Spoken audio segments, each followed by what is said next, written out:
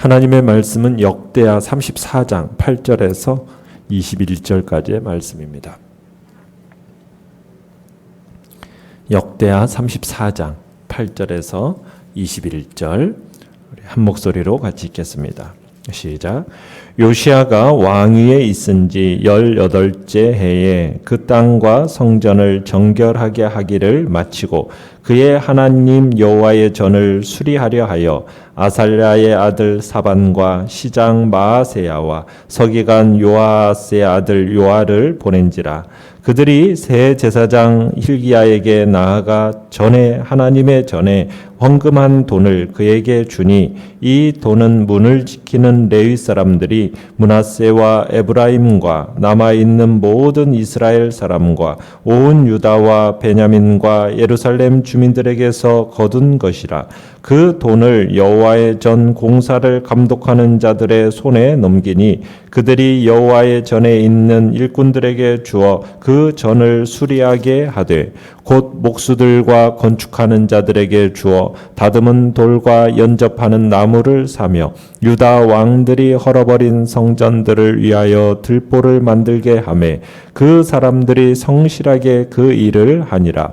그의 감독들은 레위 사람들 곧 무라리 자손 중 야핫과 오바댜요 그앗 자손들 중 스가랴와 무슬람이라. 다 그 일을 감독하고 또 악기에 익숙한 레위 사람들이 함께 하였으며 그들은 또 목도꾼을 감독하며 모든 공사 담당자를 감독하고 어떤 레위 사람은 서기와 관리와 문지기가 되었더라. 무리가 여호와의 전에 헌금한 돈을 꺼낼 때에 제사장 힐기야가 모세가 전한 여호와의 율법책을 발견하고 힐기야가 서기관 사반에게 말하여 이르되 내가 여호와의 전에서 율법책을 발견하였노라 하고 힐기야가 그 책을 사반에게 주매 사반이 책을 가지고 왕에게 나아가서 복명하여 이르되 왕께서 종들에게 명령하신 것을 종들이 다 준행하였나이다. 또 여호와의 전에서 발견한 돈을 쏟아서 감독자들과 일꾼들에게 주었나이다 하고 서기관 사반이 또 왕에게 아뢰어 이르되 제사장 힐기야가 내게 책을 주더이다 하고 사반이 왕 앞에서 그것을 읽으매 왕이 율법의 말씀을 듣자 곧 자기 옷을 찢더라. 왕이 힐기야와 사반의 아들 아히감과 미가의 아들 압돈과 서기관 사반과 왕의 시종 아사야에게 명령하여 이르되 너희는 가서 나와 및 이스라엘과 유다의 남은 자들을 위하여 이 발견한 책의 말씀에 대하여 여호와께 물으라. 우리 조상들이 여호와의 말씀을 지키지 아니하고 이 책에 기록된 모든 것을 준행하지 아니하였으므로 여호와께서 우리에게 쏟으신 진노가 크도다 하니라. 아멘. 오늘 말씀의 제목은 말씀 앞에 어떻게 반응할 것인가 라는 제목으로 말씀을 나눕니다. 요시야가 유다와 옛 이스라엘의 모든 영토에서 우상들, 산당들을 제거합니다. 그리고 예루살렘으로 돌아오게 되고 이제는 낡은 성전에 관심을 오늘 8절 보면은 돌리게 되는 것을 볼 수 있습니다. 왕은 지금 요시야는 지속적으로 추진하고 있는 이 종교개혁의 일환으로서 오랜 세월을 지나면서 훼손된 성전을 보수하기로 한 거죠. 요시야는 세월이 지나면서 자연스럽게 부식된 게 아니라 11절에 가보시면 중반절에 이런 표현이 있습니다. 유다 왕들이 헐어버린 성전들을 위하여. 그러니까 이 성전들이 유다 왕들이 의도적으로 파손한 부분들이 있다라는 겁니다. 그 부분들을 요시야가 수리했다라는 거죠. 자, 이때가 즉위한 지 몇 년째입니까? 18년째죠. 18년째 되는 해면은 이 요시야의 나이가 몇 살이겠습니까? 8살의 왕이 되었으니까 26살이 된 거죠. 요시야는 여호와의 성전을 수리하기 위해서 이 8절에 보면 세 사람을 선임합니다. 그리고 그들로 하여금 9절에 가보시면 대제사장 힐기야에게 성전의 헌금을 주고요. 그리고 힐기야는 받은 돈을 공사를 감독하는 레위인들에게 이제 넘겨줍니다. 건네주고 그리고 그들이 일꾼들을 모집하고 재정을 지출하고 감독함으로써 이제 성전 수리가 순조롭게 담당하도록 그렇게 하고 있는 것을 볼 수 있습니다. 13절까지가 이제 그런 내용으로 쭉 진행이 되고요. 내용 관찰 문제 1번을 보시면, 자, 요시아의 명에 따라 성전 공사가 진행되는 도중에 제사장 힐기야가 여호와의 전에서 발견한 것은 무엇입니까? 자, 14절에 보시면은 성전을 보수하는 과정에서 대제사장 힐기야가 모세가 전한 여호와의 율법책을 발견하게 됩니다. 그 율법책을 발견한 대제사장 힐기야는 그걸 누구에게 넘겨줍니까? 서기관 사반에게 그 책을 넘겨주죠. 그리고 사반은 17절에 가보시면은 18절에 이제 그 책을 요시야 왕에게 가지고 가서 보고를 합니다. 보고를 하는데 서기관 사반이 그것을 요시야 왕 앞으로 가져가서 이제 낭랑한 목소리로 읽기 시작하고 있습니다. 자, 내용 관찰 문제 2번을 보시면 서기관 사반이 율법책을 읽을 때 왕이 보인 반응은 무엇이며 왕이 그와 같은 행동을 취한 이유는 무엇입니까? 자, 19절에 보시면 사반이 읽어준 율법책의 이 말씀을 듣자 요시야가 어떻게 반응을 보이고 있습니까? 옷을 찢습니다. 이 옷을 찢으며 애통하고 있어요.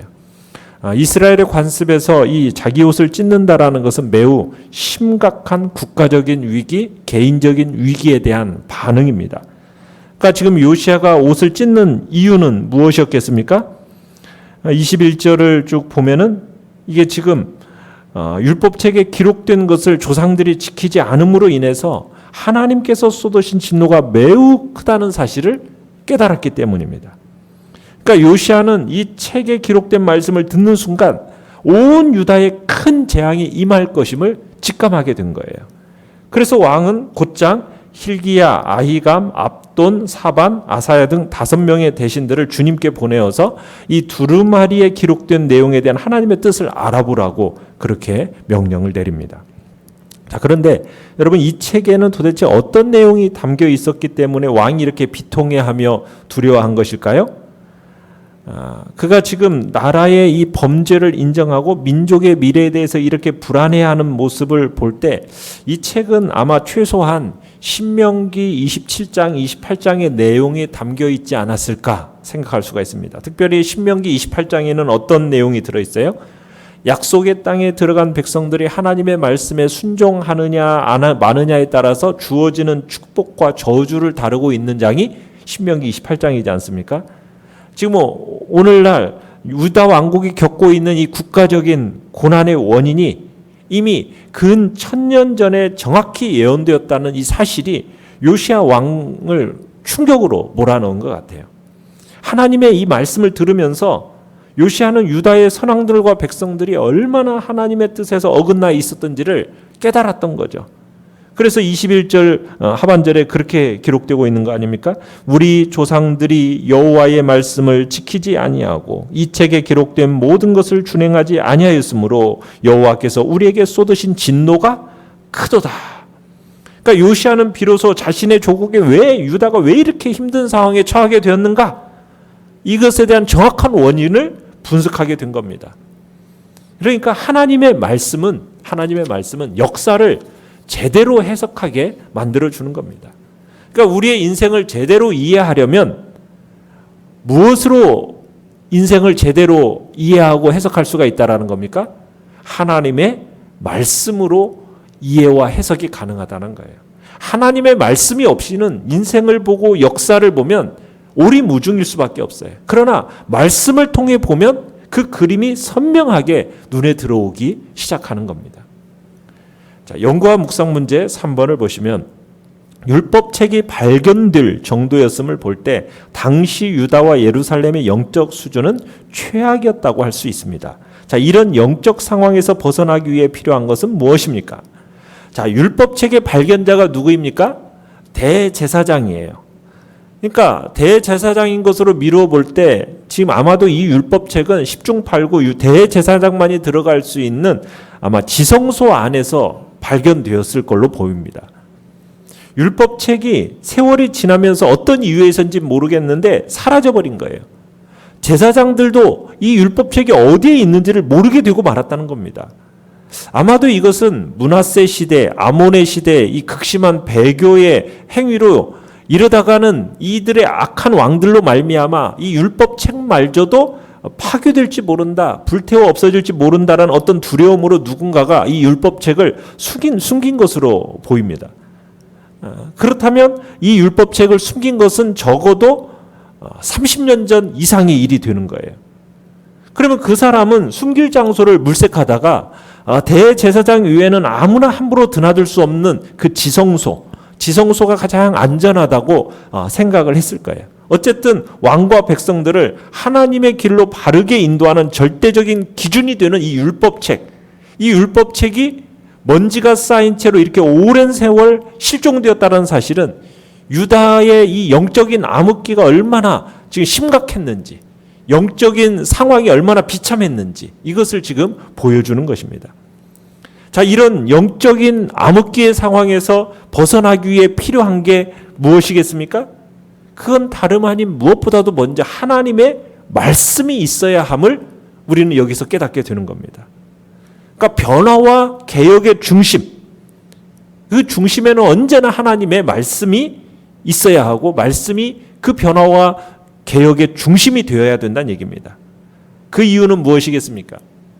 인간의 이념이라는 것, 심지어 법에 의한 개혁, 그것을 아무리 얘기해도 그것이 절대적으로 타당하다, 이 보장이 어디에도 없어요. 인간의 생각, 인간의 이념, 인간의 법, 이건요 상황에 따라서 쉽게 바뀔 수가 있는 거예요. 우리 사회에서도 마찬가지 않습니까? 정권이 바뀔 때마다 어떻게든 개혁을 하겠다. 정말로 수없이 개혁을 하겠다고 말을 하죠.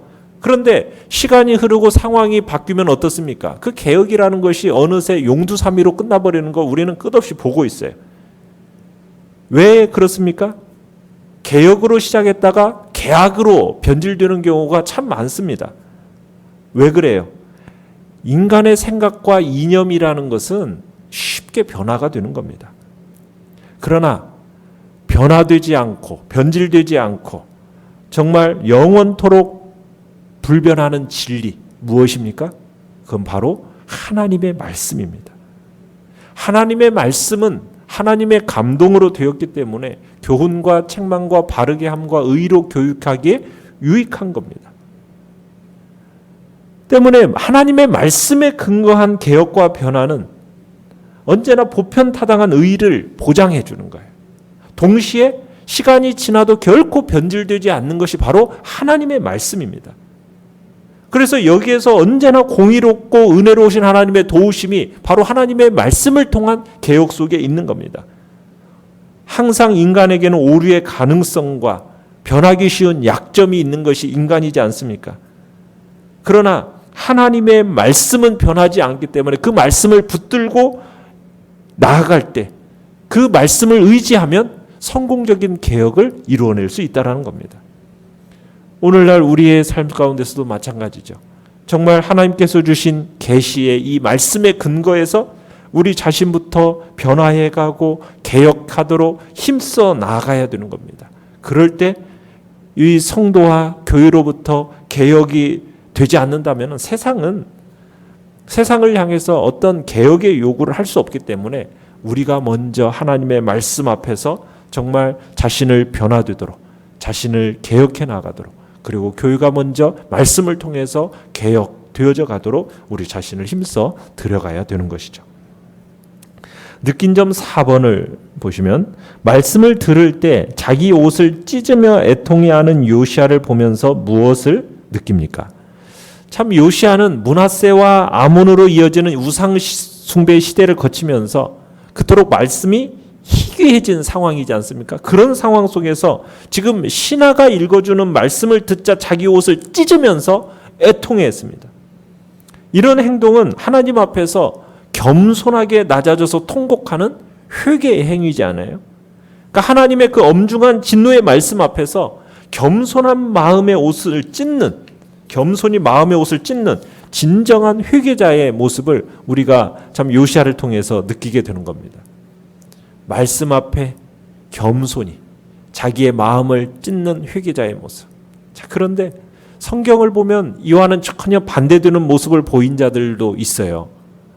예레미야의 예언을 전해들은 여호야김 왕 같은 경우는 그 신하들의 자세는 어떠했습니까? 예레미야 36장 23절 24절에 가보면은 당시 왕과 신하들은 예레미야를 통해서 하나님의 말씀을 들었음에도 불구하고 옷을 찢는 자가 한 사람도 없었어요. 심지어 여호야김 왕은 다 읽은 하나님의 말씀을 어떻게 합니까? 작은 칼로 베어가지고 그것을 불에 태워버리기까지 했다고 성경은 이야기하고 있어요. 오늘날도 참 많은 교회, 또 기독교 방송, 인터넷, 또 요즘은 비대면이라고 가지고 유튜브만 틀어보면은 엄청난 말씀의 홍수 시대라고 얘기할 정도로 말씀이 풍성한 시대를 살고 있어요. 그런데요, 안타까운 일은 무엇입니까? 역설적이게도 말씀에 대해서 무감각한 때가 너무나 많다라는 사실이에요. 하나님의 말씀은 살아있고 활동력이 있어서 그 어떤 칼보다도 예리하다. 듣는 자의 영혼과 골수를 찔러 쪼개기까지 한다. 또 하나님의 말씀은 불과 같고 방망이와 같아서 반석을 쳐서 부스러뜨린다. 이렇게 말씀을 하지만 이런 말씀을 듣고도 무감각해하는 시대가 어떻게 보면은 오늘날의 시대인 겁니다. 말씀 앞에 무감각하다라는 것은 정말 결코 정상이 아니죠. 이러한 하나님의 말씀 앞에 아무런 느낌이 없다. 그것은 그 영혼이 마비가 되고 죽은 자와 다를 바가 없다라는 거죠. 그렇기 때문에 우리가 하나님의 말씀을 듣고도 아무런 느낌도 감동도 아픔도 없다라는 것은 어떻게 보면 우리의 영혼이 병들었다라는 증거인 겁니다. 우리는 그것을 부끄럽게 생각하고 스스로 깊이 반성하는 자리에 나아가는 것이 오늘 이 시대 우리 속에 가져야 할 말씀에 대한 태도인 거죠. 정말 온전하고 깨어있는 정신으로 말씀을 대해야 되고 정말 축복과 소망의 말씀 앞에서 꿀보다도 더한 기쁨을 느끼고 교훈과 책망 앞에서 정말 옷을 찢는 마음, 그렇게 우리의 마음을 새롭게 하는 자가 되어야겠다. 이것이 오늘 우리가 하나님의 말씀 앞에서 요시야가 참으로 말씀을 대하는 태도 속에서 가져야 할 우리가 본받아야 할 모습임을 오늘 성경 우리에게 가르쳐주고 있는 것입니다. 결단과 적용 5번입니다. 나의 삶 가운데 수리가 필요한 영역은 어디입니까? 나는 말씀의 권위 앞에서 어떻게 반응하옵니까? 주님 앞에서 그 말씀 앞에 우리 자신들을 겸손히 참으로 대하고 나아가는 복된 자리에 있기를 바랍니다. 자, 오늘의 기도 같이 읽겠습니다. 시작.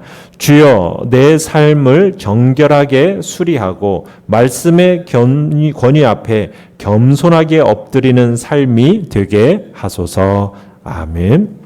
말씀을 생각하면서 기도하시고요. 연약한 우리의 지체들을 위해서 기도해 주시고 코로나19 바이러스를 잠잠케 하시며 주께서 주의 백성들이 함께 모여 대면하여 예배드릴 수 있는 날이 속히 오도록 오늘 수요 예배 가운데도 하나님의 은총과 자비하심을 기대하면서 우리 주여 세 번 부르짖으며 나아갑니다.